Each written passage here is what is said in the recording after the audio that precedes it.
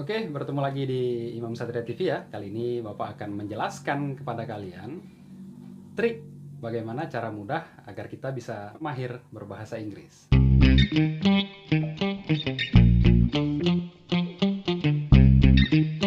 Oke, langsung aja. Untuk yang pertama, bagaimana caranya agar kalian bisa segera mahir gitu, agar cepat mahir dalam berbahasa Inggris?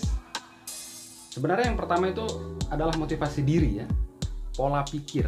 Bagaimana kalian mengatur pola pikir kalian agar menganggap bahasa Inggris ini bukan adalah suatu momok yang menakutkan, bukanlah pelajaran yang sulit, bukanlah pelajaran yang sukar untuk kalian kuasai. Jadi kalau pola pikir kalian sudah kalian perbaiki, belajar bahasa Inggris akan menjadi pelajaran yang paling menyenangkan. Jadi kalau kalian punya pemikiran bahwa bahasa Inggris sulit, bahasa Inggris susah, aku nggak bisa bahasa Inggris, aku nggak mampu bahasa Inggris, maka ketika masuk pembelajaran bahasa Inggris di sekolah misalnya di kelas, ketika guru bahasa Inggris datang, kalian sudah punya pola pikir yang menganggap bahwa bahasa Inggris itu sulit.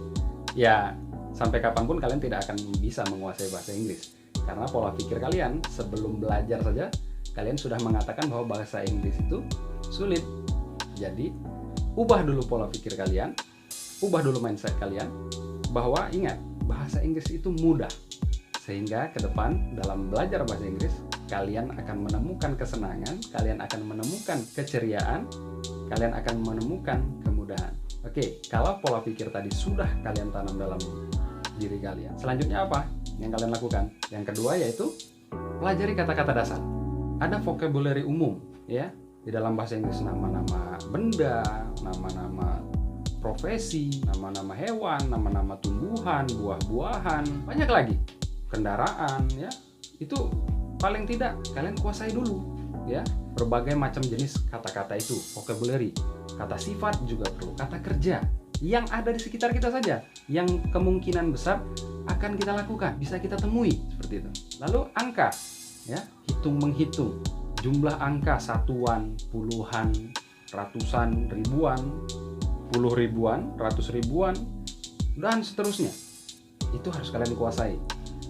Jadi ketika kalian misalnya ingin bertransaksi menggunakan bahasa Inggris, ingin menyebutkan nominal angka uang yang kalian keluarkan, kalian akan gampang. Untuk yang ketiga, rutin mendengarkan lagu bahasa Inggris. Nah, kan sekarang udah banyak tuh penyanyi-penyanyi, bahkan penyanyi Indonesia, menyanyikan lagu dengan lirik bahasa Inggris. Iya, kalian bisa mendengarkan musiknya sambil melihat liriknya. Di situ kalian sambil belajar.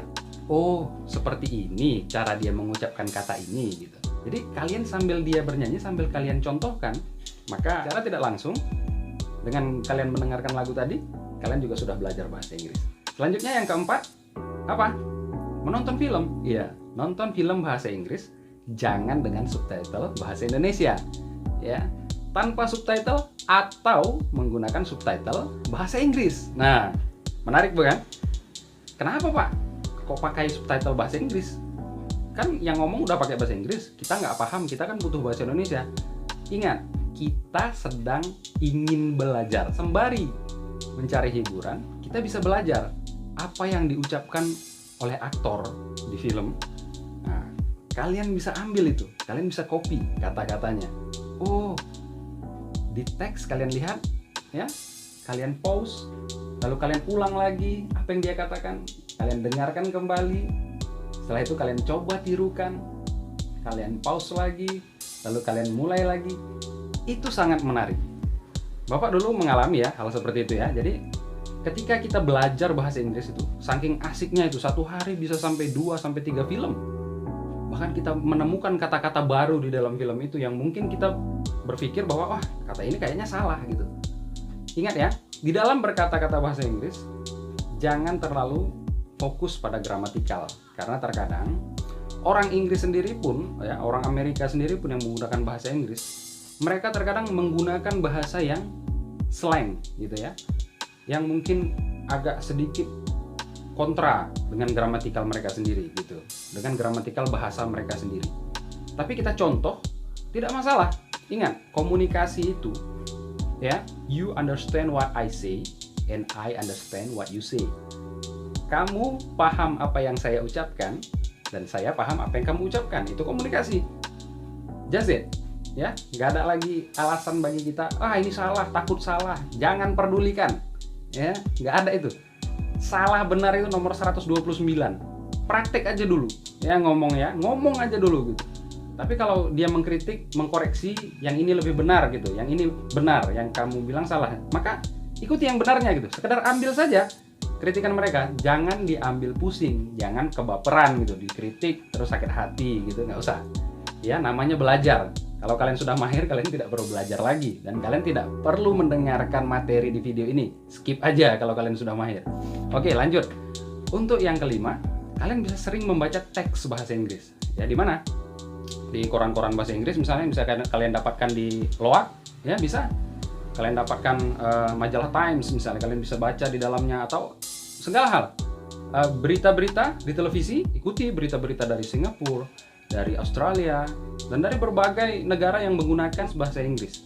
Jadi kalian bisa sambil menerima informasi, sambil belajar, mendengarkan apa yang reporter, apa yang tertulis di headline berita itu gitu. Kalian bisa membacanya gitu ya. Mulai akrabkan diri kalian membaca teks-teks bahasa Inggris. Misalnya kalian aktif di Instagram nih, kalian buka aja tuh akun artis favorit kalian, misalnya artis mancanegara favorit kalian. Silakan kalian buka ya, kalian buka akun mereka, lihat caption-caption yang mereka tuliskan dengan bahasa Inggris. Lalu kalian coba tuh baca ya, baca teksnya. Oh ini toh, oh ini ya maksudnya. Oh, kalian belajar terjemahkan ya apa yang mereka katakan. Dan masih banyak lagi hal-hal yang bisa kalian lakukan, membaca teks dalam bahasa Inggris. Lanjut, nomor 6, akrabkan diri kalian dengan kamus. Ya, Bapak nggak menyebutkan di sini kamus konvensional ya, yang berbentuk buku tebal, tipis atau bagaimana, atau kamus digital yang bisa diinstal di handphone kalian. Itu pilihan kalian. Yang penting usahakan dekat dengan kamus. Nah, kalau kamus sudah berada di genggaman kalian, apapun yang orang sampaikan, apapun yang kalian temukan, misalkan di iklan ada kata-kata bahasa Inggris baru yang kalian belum pernah dengar, belum pernah tahu, kalian bisa tinggal buka saja. Buka handphone misalnya, sudah terinstall nih kamus. Nah, kalian tinggal cari tahu, apa sih yang kalian temukan tadi artinya gitu. Apa sih maksud dari iklan ini misalnya, ya.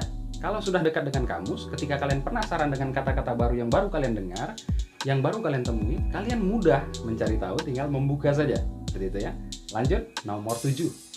Mulailah menulis dengan bahasa Inggris, ya. Mulai menulis dengan bahasa Inggris. Gimana Pak caranya, Pak? Kami kan bukan penulis, kami bukan penulis novel, bukan penulis karya sastra begitu. Ya tidak masalah.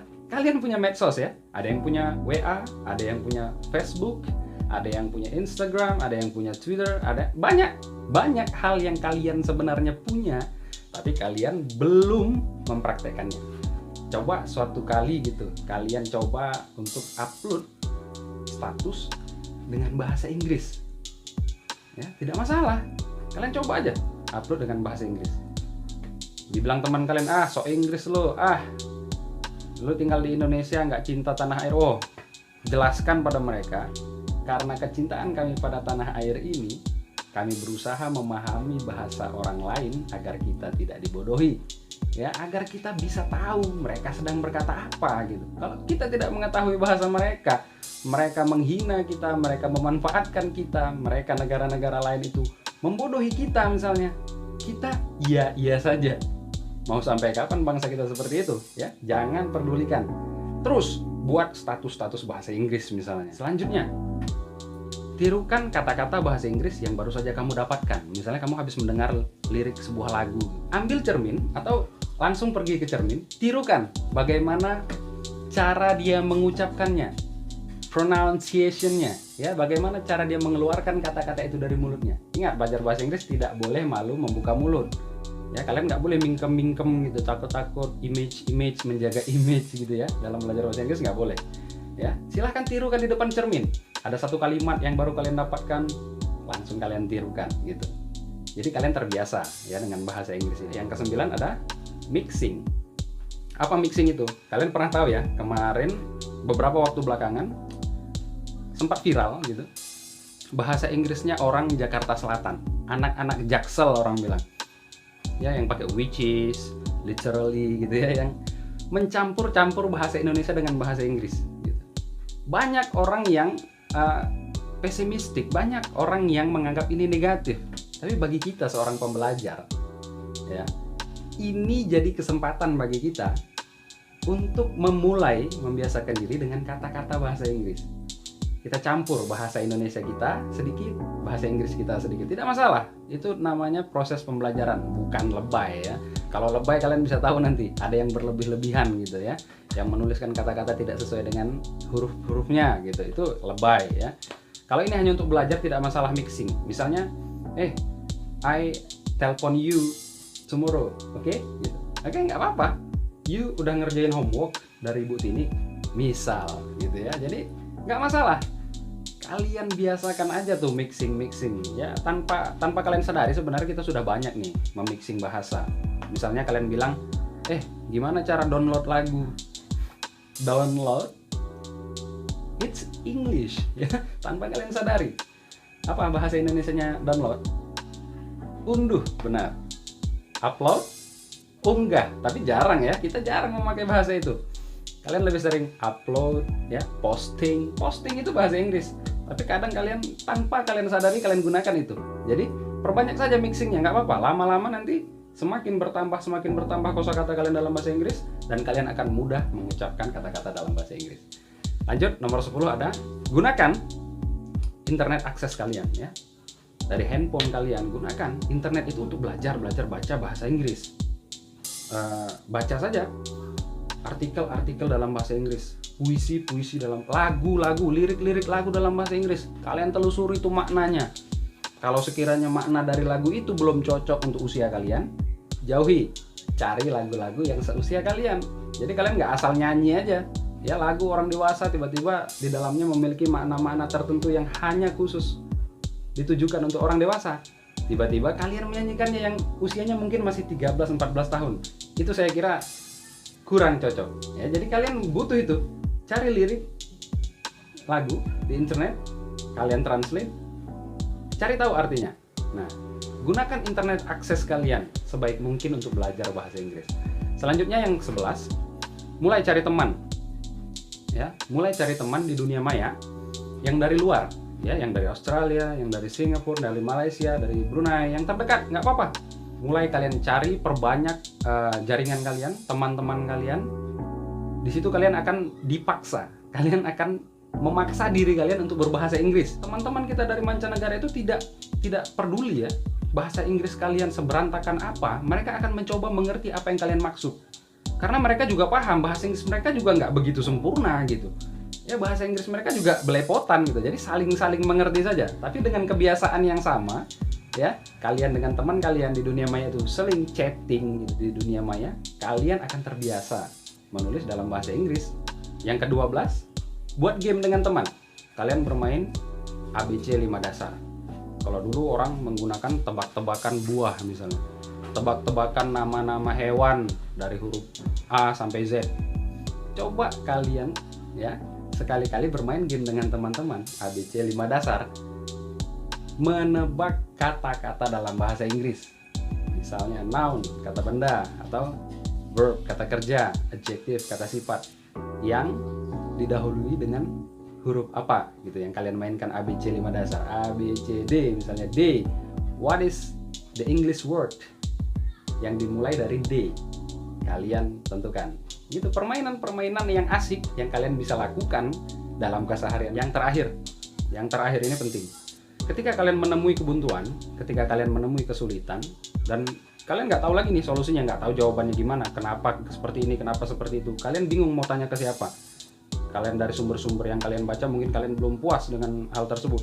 Silahkan tanyakan kepada mentor kalian, ya, tanyakan kepada guru bahasa Inggris kalian. Nanti kalian akan menemukan solusinya, kalian akan menemukan jawabannya. Oke, itu saja trik dan cara mudah kita untuk belajar bahasa Inggris. Don't forget to practice ya. Yang paling penting itu adalah prakteknya. Jadi percuma juga Bapak jelaskan berbagai materi, berbagai trik, berbagai cara, tapi kalau kalian nggak ada yang kalian praktekkan salah satu di antaranya, percuma.